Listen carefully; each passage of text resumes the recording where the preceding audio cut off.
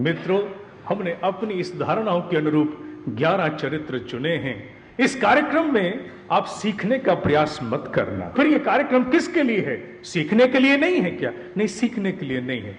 तो फिर यह मात्र अनुभव के लिए है। यहां इस हॉल में हम एक तीर्थ यात्रा पर निकले हैं, जहां प्रत्येक अवधूत की जीवात्मा के उस संस्मरणों के माध्यम से, चित्र, वीडियो आदि या ध्वनि के माध्यम से हम स्पर्श करने का प्रयास करेंगे, उनकी उस दिव्य स्फुरना की अनुभूति करने का प्रयास करेंगे। इसे कार्यक्रम का नाम देना इसे छोटा करना होगा। इसे मैं अनुभूति प्रवास कहूं तो उपयुक्त रहेगा। We are here to experience them in their own entirety. We are not here to learn. Learning can happen even at home. घर पर भी जाके सीखा जा सकता है। यहां बुद्धि को विराम देना है और हृदय का मेन स्विच ऑन करना है। ऐसी तीर्थ यात्रा है जिसमें परस्पर रूप से हमें साथ बहना है। We have to simply leave everything, put your logics at bay. अनुभव करना है। बहुत से शब्द बंगाली में होंगे, मराठी में होंगे, तमिल में होंगे, समझ में नहीं आएंगे, लेकिन यह हो नहीं सकता कि भाव स्तर पर वो सशक्त गंगोत्री आपको पूरी तरह से भीतर स्फुरित न कर दे, आपको आंदोलित न कर दे, आपको भीतर गदगद न कर दे। यह असंभव है। तो आज का यह सारा पर्व हम अनुभूति के रूप में मनाएंगे। While putting all logics at bay, किसी प्रकार का विचार और नहीं करना है। इस कार्यक्रम में जिन भी अवधूतों के विषय में यहां पर आप कुछ संस्मरण देखेंगे, उनसे जुड़ा हुआ संपूर्ण ज्ञान एक विशेषांक के रूप में संकलित किया गया है। अगर चाहें तो आप उसे प्राप्त कर सकते हैं आधारशिला पत्रिका के साथ भी। चलते हैं अवधूत 20वीं सदी के।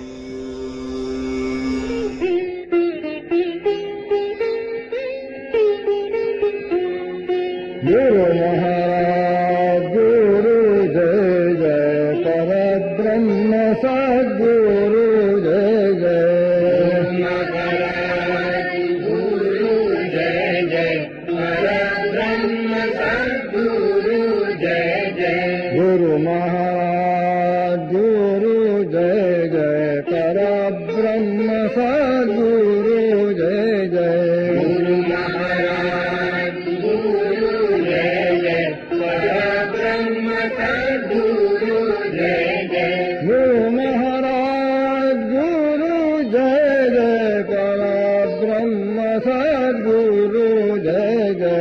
गुरु महाराज गुरु जय जय, परब्रह्म सद्गुरु जय जय। गुरु महाराज गुरु जय जय, परब्रह्म सद्गुरु जय जय।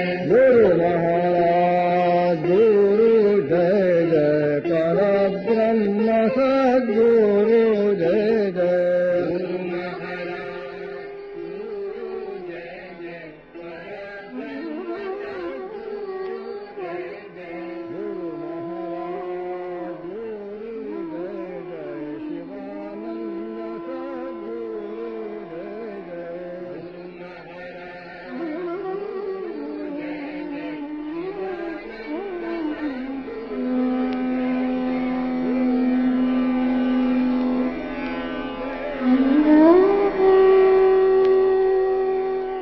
आइए मित्रों, इस यात्रा को हम आरंभ करते हैं, पर ध्यान रहे, the rule and condition that shell prevail all through is कि भावना, अनुभव करना है।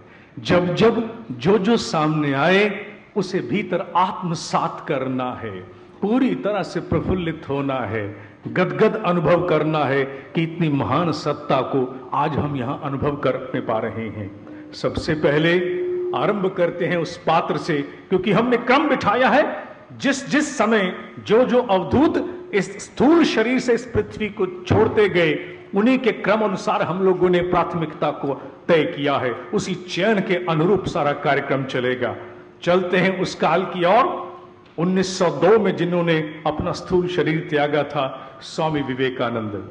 भारत स्वतंत्र नहीं था। उसकी आत्मा को मंथने के लिए, पूरी तरह आंदोलित करने के लिए, क्रंदित करने के लिए एक ऐसी ऊर्जा की आवश्यकता अनुभव की जा रही थी जो देश देशांतरों तक जाकर के अपना नाद उठा सके। तो इसी में ब्रह्म की स्फुरना से जन्म होता है स्वामी विवेकानंद का। स्वामी रामकृष्ण परमहंस कहते हैं कि एक दिन मैं गहरे ध्यान में था तो मैंने पाया कि सप्त ऋषि मेरे सामने हैं और उन सप्त ऋषियों के कान में से, एक ऋषि के कान में से एक शिशु उत्पन्न होता है जो निकलता हुआ बाहर मेरी गोद में आता है।